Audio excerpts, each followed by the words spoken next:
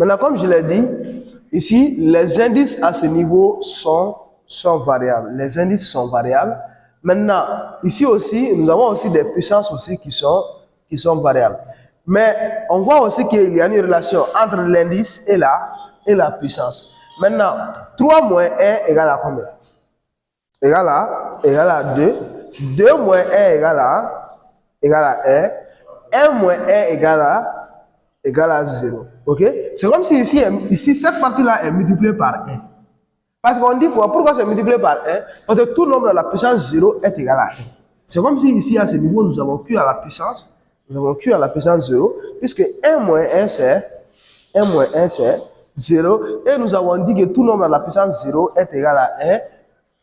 Étant donné que tout nombre à la puissance 0 est égal à 1, et tout nombre aussi multiplié par 1 est égal à lui-même. Donc cette partie-là aussi va rester néant. Ok?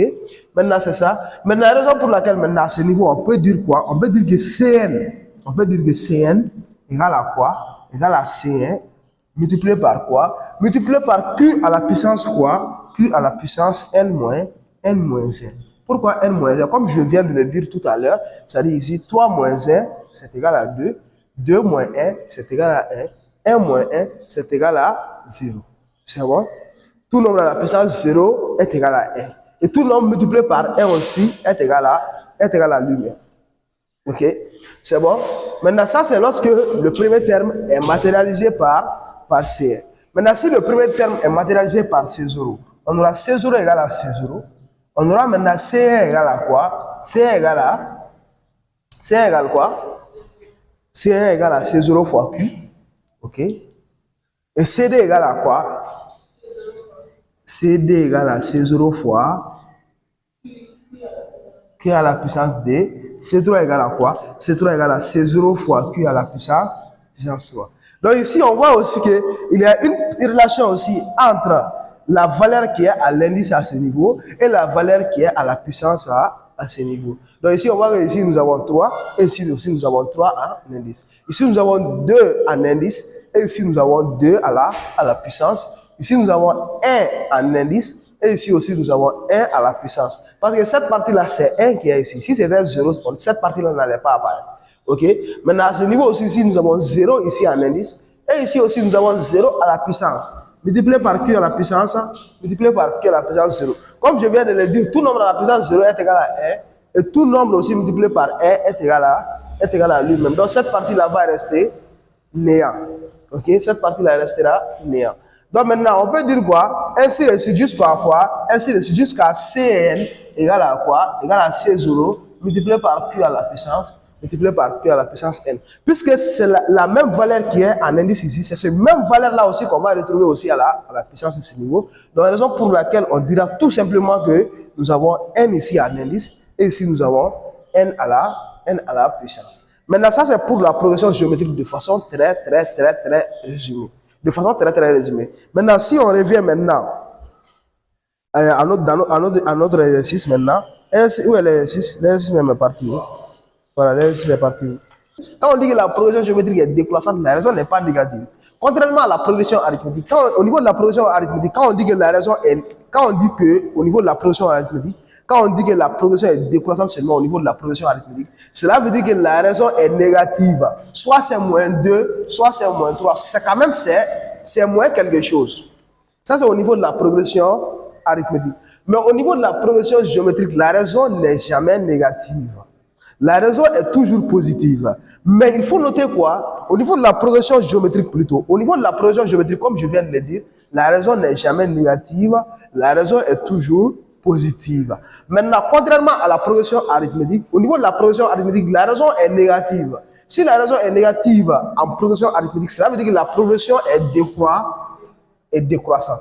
Maintenant, si la raison est positive au niveau de la progression arithmétique, cela veut dire que la progression est croissante.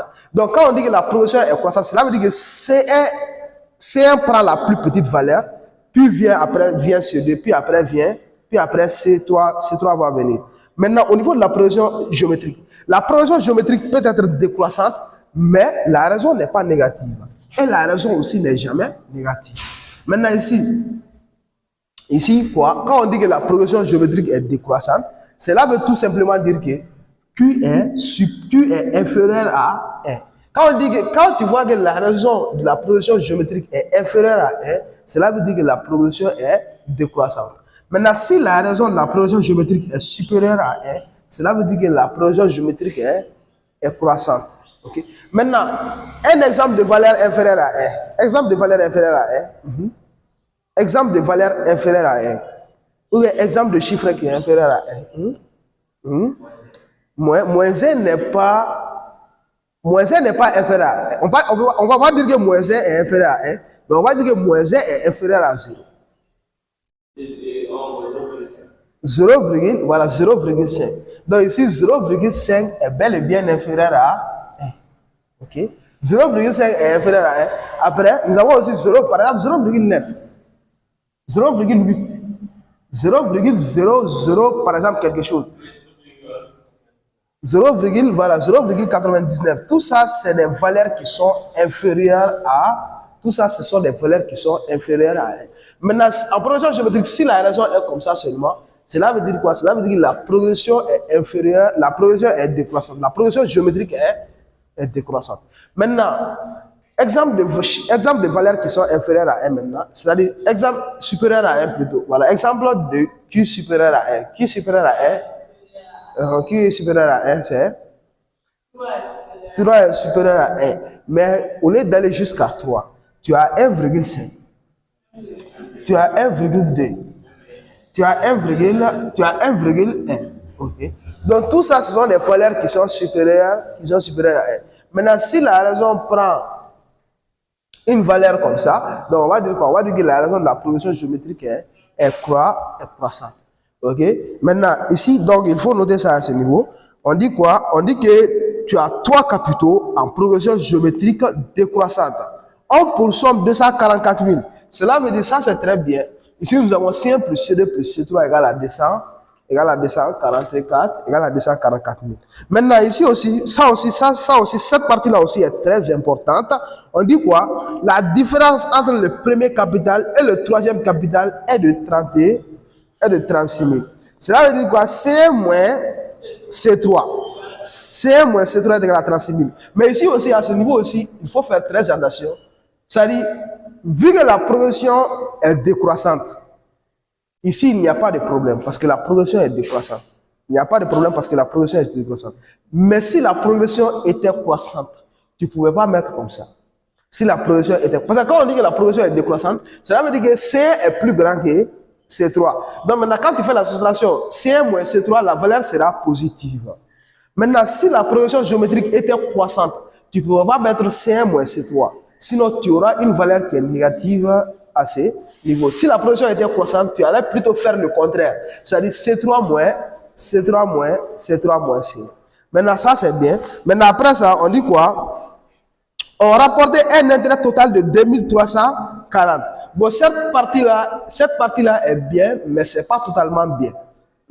C'est bien, mais ce n'est pas totalement bien. Donc ici, il faut savoir qu'à ce niveau, il ne faut pas mettre comme ça. Il ne faut pas porter I total. Ce n'est pas bon, ce n'est pas joli à voir. Donc maintenant, cette partie-là, voilà, I1 plus I2 jusqu'à I3. Parce que toi, tu as 3 capitales. Maintenant, quand tu as 3 capitales, logiquement, tu auras 3 intérêts. Maintenant, c'est la somme de ces 3 intérêts-là qui va te donner 2300, qui va te donner 2340. Maintenant, après ça aussi, on a quoi encore? On a dit que ces capitaux-là ont rapporté dans les conditions suivantes. Le premier capital est placé à 3,6%. Maintenant, T1 est placé à 3,6% pendant un jour. C'est bon? Maintenant, l'autre là aussi, le deuxième à 6% pendant 60 jours. T2 est placé à 6% pendant 60 jours. Après ça, le troisième à 7,2% pendant 50 jours. T3, 7,2% pendant 50 jours. C'est bon? Voilà. Maintenant, il faut essayer à calculer, on va voir. Il faut venir faire. On va voir.